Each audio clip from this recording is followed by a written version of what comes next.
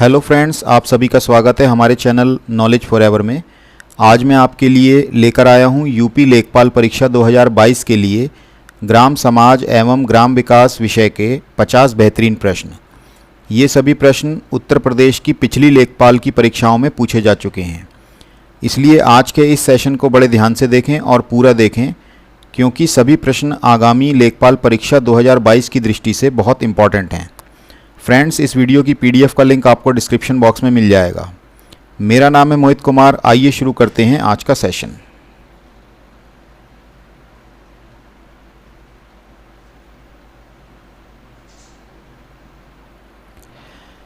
पहला प्रश्न, स्वच्छ भारत मिशन ग्रामीण के अंतर्गत ग्रामीण क्षेत्रों में शौचालयों के निर्माण के लिए नवंबर 2014 में उत्तर प्रदेश सरकार ने कितने करोड़ रुपए का प्रावधान किया था?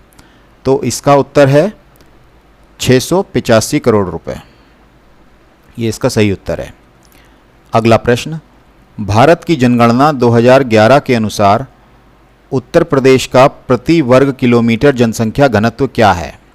यानी कि एक वर्ग किलोमीटर में कितने लोग रहते हैं? तो इसका सही उत्तर है ऑप्शन ए 829। अगला प्रश्न, राष्ट्रीय ग्रामीण पेयजल कार्यक्रम NRDWP के अंतर्गत 2022 तक देश में हर ग्रामीण व्यक्ति को उनके घरों से क्षैतिज या ऊर्ध्वाधर दिशा में 50 मीटर से कम पर कितने लीटर प्रति व्यक्ति पेयजल प्रतिदिन उपलब्ध होना चाहिए? 80 लीटर, 100 लीटर, 60 लीटर या 70 लीटर? तो इसका सही जवाब है 70 लीटर पेयजल प्रत्येक व्यक्ति को प्रतिदिन उपलब्ध होना चाहिए, वो भी 50 मीटर से कम की दूरी पर। आइए बढ़ते हैं अगले प्रश्न की ओर।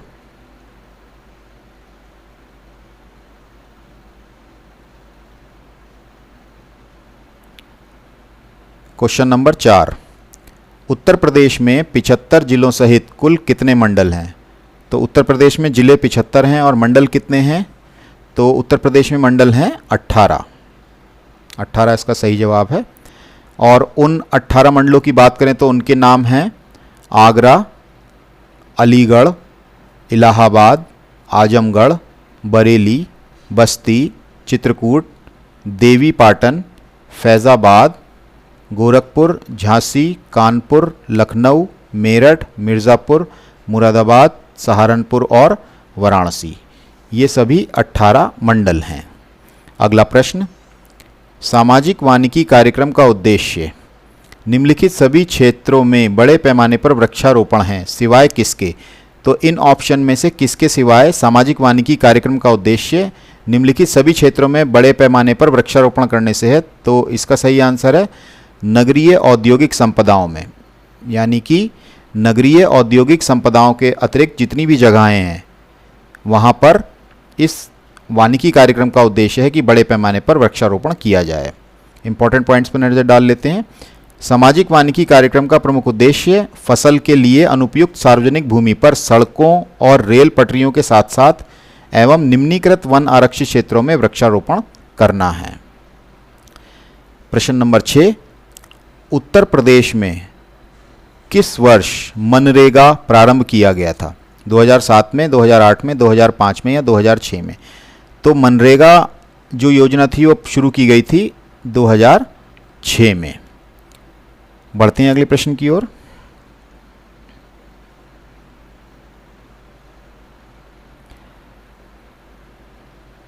क्षेत्रफल की दृष्टि से उत्तर प्रदेश का भारत के राज्यों में कौन सा स्थान है? चौथा, पांचवा, दूसरा या तीसरा? तो उत्तर प्रदेश का स्थान है चौथा। इंपॉर्टेंट पॉइंट्स की बात कर लेते हैं।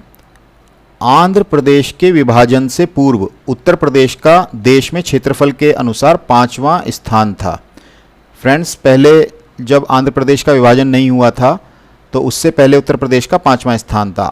उसके बाद में आंध्र प्रदेश का विभाजन हुआ, तेलंगाना राज्य इसमें से निकला है, तो इस वजह से आंध्र प्रदेश जो है उत्तर प्रदेश से पीछे हो गया है। इस समय उत्तर प्रदेश का स्थान कौन सा है? चौथा स्थान है।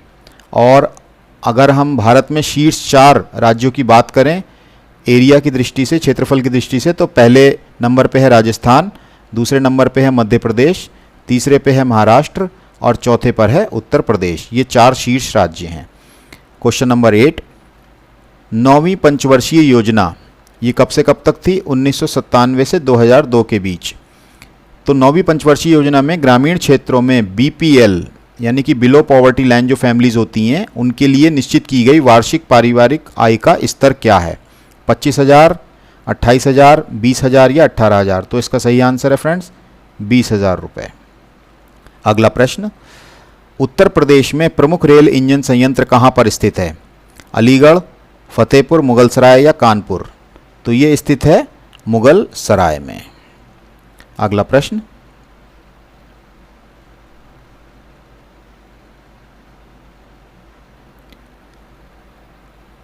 उत्तर प्रदेश राजमार्ग भू नियंत्रण अधिनियम कब पारित किया गया था? तो ये जो उत्तर प्रदेश राजमार्ग भू नियंत्रण अधिनियम था ये पारित किया गया था 1945 में, ये आपको याद रखना है।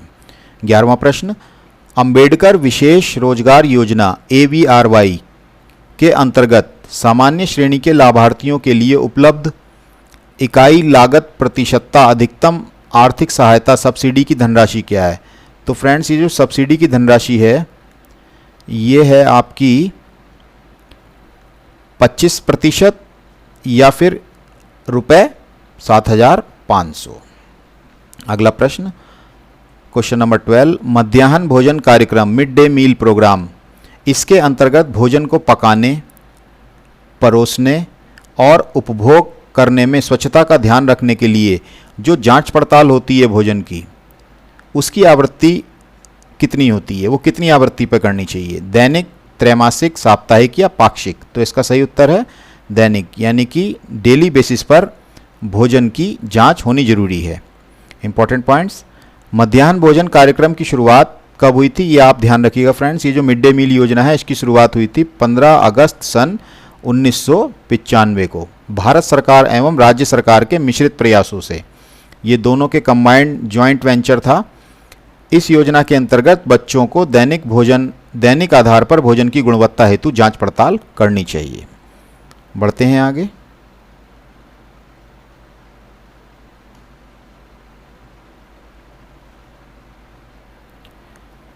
एक ग्राम पंचायत में महिलाओं के लिए कितने प्रतिशत पद आरक्षित होने चाहिए? 33%, 50%, 10% या 20%? तो इसका सही आंसर है 33% जो पद हैं वो महिलाओं के लिए आरक्षित होने चाहिए ग्राम पंचायत में। इंपॉर्टेंट पॉइंट्स, 73वें संविधान संशोधन अधिनियम 1992 द्वारा पंचायतों में महिलाओं हेतु 33% सीटों का आरक्षण किया गया है। क्वेश्चन नंबर 14, उत्तर प्रदेश राज्य के वित्तीय स्वास्थ्य की देखरेख तथा सरकारी लेन देन में पारदर्शिता लाने के लिए कौन सी वेबसाइट तैयार की गई है? तो कौन सी वेबसाइट तैयार की गई है? NIC, अर्थशास्त्र, कोशवानी या सृष्टि? तो इसका सही आंसर है, इस वेबसाइट का नाम है कोशवानी। अगला प्रश्न, मध्य भारत में 1 बीघा कितने हेक्टेयर के बराबर होता है? तो इसका सही आंसर है, जो मध्य भारत में 1 बीघा कितने हेक्टेयर के बराबर होता है वो है 0.2529 हेक्टेयर। इसके बराबर होता है 1 बीघा। बढ़ते हैं अगले प्रश्न की ओर। कौन से शास्त्रीय नृत्य रूप का उत्तर प्रदेश में उद्भव हुआ है? कुचिपुड़ी, घूमर, कथक या भरतनाट्यम? तो इसका सही आंसर हो जाता है ये कथक जो डांस फॉर्म है इसका उद्भवन हुआ है उत्तर प्रदेश में। अगला प्रश्न, जमाबंदी से क्या तात्पर्य है? जमाबंदी से कृषि प्रलेख, मैपिंग शीट, भू अधिकारियों के प्रलेख या पटवारी के नक्शे की कपड़े की कॉपी? तो जमाबंदी से तात्पर्य है भू अधिकारियों के प्रलेख से। इंपॉर्टेंट पॉइंट्स की बात कर लेते हैं। जमाबंदी का तात्पर्य भू अधिकारियों के प्रलेख से है। दूसरे शब्दों में कहें तो जो जमाबंदी होती है वो पटवारी का बही खाता होता है और जिसमें काश्तकारों के लगान का हिसाब और ब्यौरा लिखा जाता है। अगला प्रश्न, SGSY का पूर्ण रूप निम्न में से कौन सा है, यानी कि इसकी फुल फॉर्म क्या है?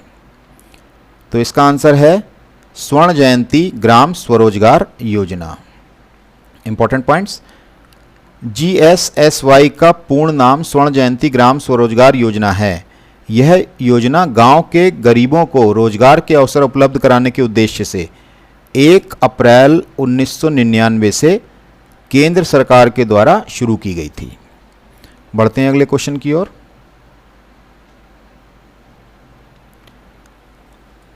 उत्तर प्रदेश के किस मंडल को विश्व के उत्कृष्ट कालीन उद्योग का केंद्र माना जाता है? अलीगढ़ को, आजमगढ़ को, मिर्ज़ापुर को या देवी पटन को? सॉरी, यहाँ पे गलत लिखा गया है, देवी पाटन है ये। तो इसका सही आंसर है मिर्ज़ापुर। उत्तर प्रदेश का मिर्ज़ापुर मंडल विश्व के उत्कृष्ट कालीन उद्योग के लिए जाना जाता है।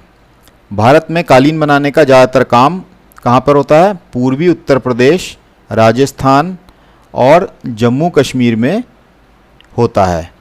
अच्छा, बनारस, मिर्ज़ापुर और सोनभद्र, इन तीनों इलाकों के दूर दराज के गांव में भी कालीन उद्योग का काफ़ी विकास हुआ है। क्वेश्चन नंबर 20, उत्तर प्रदेश में लिंगानुपात वर्ष 2001 में कितना था? 898। तो 2001 में 898 था, तो वर्ष 2011 में बढ़कर कितना हो गया है? इसका सही आंसर है ऑप्शन सी, 912। ये 2011 में बढ़कर 912 हो गया है। अगला प्रश्न, उत्तर प्रदेश में सबसे अधिक जो मिलें हैं वो किस प्रकार की मिलें हैं, यानी कौन सी मिलों की संख्या सबसे ज़्यादा है? चावल, इस्पात बेलनी, कपड़ा या चीनी? तो ये सबको पता है कि उत्तर प्रदेश में गन्ना काफ़ी ज़्यादा होता है, तो इसलिए यहाँ पे चीनी की मिलें जो हैं सबसे ज़्यादा हैं। अगला प्रश्न,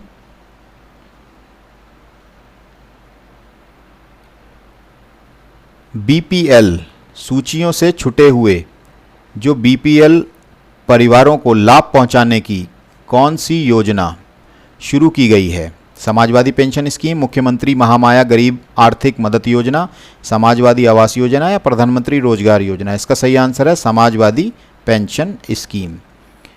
इसका काम है BPL परिवारों को लाभ पहुंचाने के लिए, ये जो सूची से छूट गए थे तो उनको लाभ पहुंचाने के लिए योजना शुरू की गई है। क्वेश्चन नंबर 23, निम्नलिखित में से कौन सा एक उत्तर प्रदेश राज्य के अधीनस्थ न्यायिक सेवा के रूप में कार्य करता है?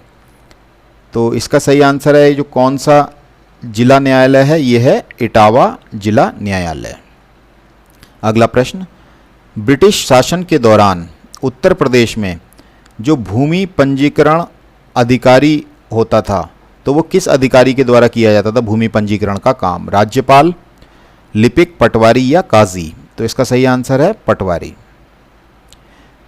इंपॉर्टेंट पॉइंट्स, ब्रिटिश काल के दौरान उत्तर प्रदेश में भूमि पंजीकरण पटवारी के द्वारा किया जाता था और जिसे वर्तमान समय में लेखपाल कहा जाता है। पहले ब्रिटिश काल के दौरान इसे पटवारी कहा जाता था और अब जो है इसे लेखपाल कहा जाता है। बढ़ते हैं आगे।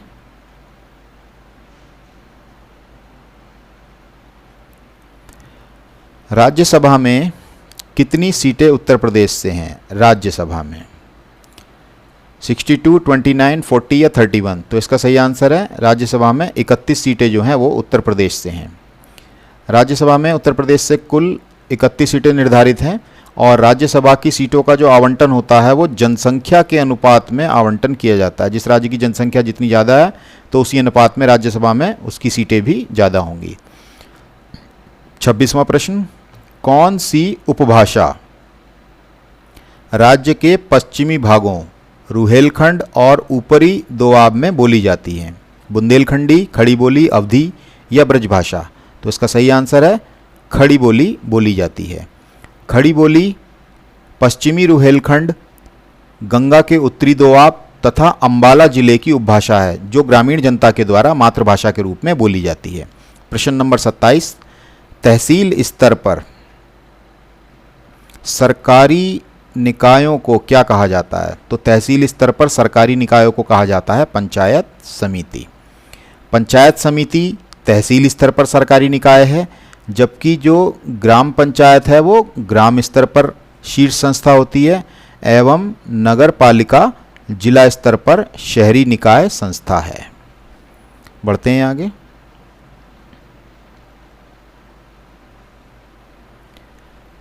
2011 की जनगणना के अनुसार सबसे अधिक जनसंख्या घनत्व वाला शहर कौन सा है? जनसंख्या वाला शहर कौन सा है? कानपुर, लखनऊ, अलीगढ़ या बरेली? तो इसका सही आंसर है 2011 की जनगणना के अनुसार सबसे अधिक जनसंख्या वाला जो शहर है वो है कानपुर। और इसी जनगणना में ये पता चला कि लखनऊ जो है वो दूसरे नंबर पर आता है सबसे अधिक जनसंख्या के मामले में। क्वेश्चन नंबर 29, केंद्र सरकार को प्रस्तुत की गई सी रंगराजन की रिपोर्ट के अनुसार कोई व्यक्ति जो ग्रामीण क्षेत्र में प्रतिदिन कितने रुपए से अधिक खर्च करता है तो उसे गरीब नहीं समझा जाएगा? 32 रुपये, 43 रुपये, 50 रुपये, 26 रुपये? तो इसका सही आंसर है 32 रुपये। तो इस रिपोर्ट के अनुसार जो व्यक्ति 32 रुपये से कम कमाता है उस व्यक्ति को गरीब कहा जाएगा। और यही जो बात लागू होती है वो शहरी क्षेत्रों में लागू होती है। तो शहरी क्षेत्रों की राशि जो है 47 रुपये निर्धारित की गई है।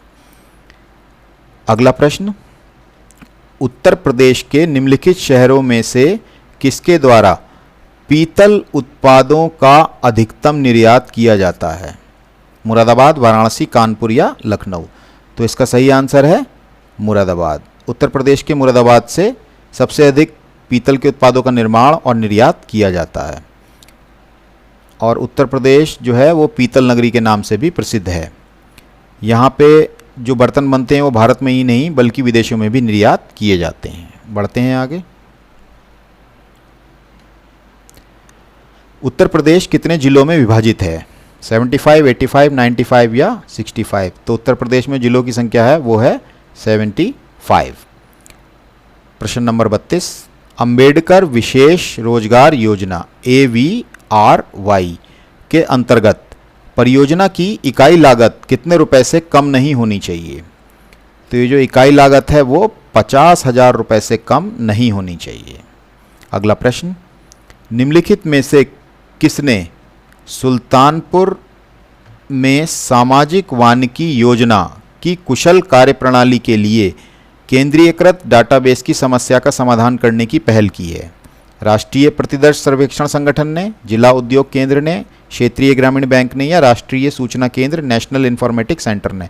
तो इसका सही जवाब है ऑप्शन डी, NIC यानी कि नेशनल इंफॉर्मेटिक्स सेंटर ने ये पहल की है। बढ़ते हैं आगे।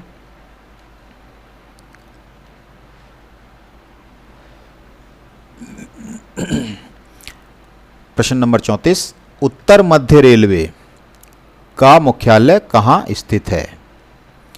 झांसी में, इलाहाबाद में, गाजियाबाद में या आगरा में? तो इसका आंसर है इलाहाबाद। उत्तर मध्य रेलवे का मुख्यालय इलाहाबाद में स्थित है। वर्तमान समय में भारत में कुल कितने रेलवे जोन हैं? 17 रेलवे जोन हैं। और 1952 में इलाहाबाद को उत्तर मध्य रेलवे का मुख्यालय बनाया गया था। ये आपको बात ध्यान रखनी है। क्वेश्चन नंबर 35, भारत में स्थित किस शहर को विश्व का सबसे पुराना शहर माना जाता है? कुशीनगर, वाराणसी, आगरा या सारनाथ? तो इसका सही आंसर है वाराणसी।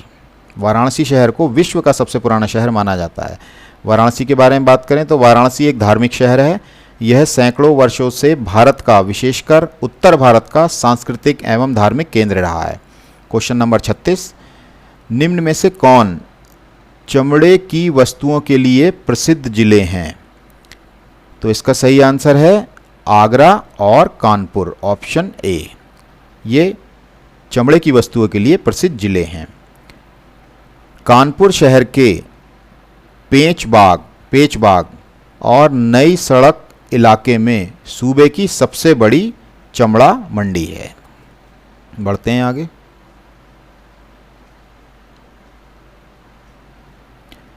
इंदिरा आवास योजना IAY जो एक केंद्र समर्थित योजना है का राज्य सरकार के साथ लागत सहभाजन अनुपात क्या है? यानी कि ये जो IAY इंदिरा आवास योजना है इसको लागू करने में केंद्र सरकार कितना पैसा देता है और राज्य सरकार कितना पैसा देती है? तो इसका सही आंसर है, इनके बीच में जो पैसों का बंटवारा है वो है 75:25। इंदिरा आवास योजना इसे कब शुरू किया गया था?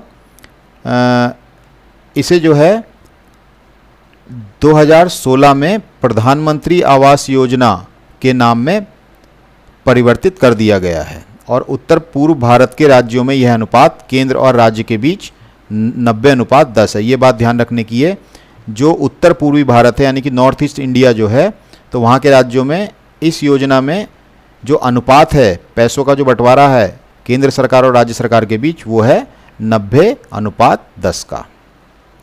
प्रश्न संख्या 38, भू कृषि रिकॉर्ड कौन सा है? निम्न में से कौन सा भू कृषि रिकॉर्ड है? गिरदावरी, पंचनामा, जमाबंदी या खतौनी? तो इसका सही आंसर है गिरदावरी। ये है भू कृषि का रिकॉर्ड। अगला प्रश्न, एक बिस्वा का 1 बीघा के साथ क्या अनुपात है? आधा, 1/4, 1/10 या 1/20? तो इसका सही आंसर है 1/20। यानी कि बीघा या बिस्वा खेत को मापने की एक इकाई है और 1 बिस्वा का 1 बीघा के साथ जो अनुपात है वो है 1/20। बढ़ते हैं आगे।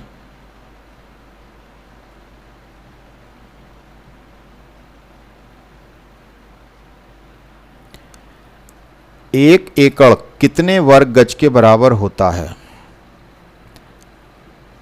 तो इसका सही आंसर है 4840 वर्ग गज। 1 एकड़ में होते हैं 4840 वर्ग गज। क्वेश्चन नंबर 41, NREGP इसका पूर्ण रूप क्या है, यानी कि इसकी फुल फॉर्म क्या है? तो इसकी फुल फॉर्म है राष्ट्रीय ग्रामीण रोजगार गारंटी कार्यक्रम। ऑप्शन सी इसका सही है। बात करें इसकी, राष्ट्रीय ग्रामीण रोजगार गारंटी कार्यक्रम, इसको जो संक्षेप में कहते हैं वो कहते हैं नरेगा। एक केंद्र पर आयोजित कार्यक्रम है। इस कार्यक्रम का प्रमुख उद्देश्य ग्रामीण क्षेत्रों में रोजगार का सृजन करना है। और फ्रेंड्स 2009 में इसका नाम बदलकर मनरेगा कर दिया गया था, ये आपको ध्यान रखना है। क्वेश्चन नंबर 42, जिला अस्पतालों के लिए भारतीय लोक स्वास्थ्य मानकों के अनुसार 10 लाख जनसंख्या वाले प्रत्येक जिले में कम से कम कितने बिस्तर होने चाहिए? 195, 300, 250 या 230? तो इसमें बिस्तर होने चाहिए 300। बढ़ते हैं आगे।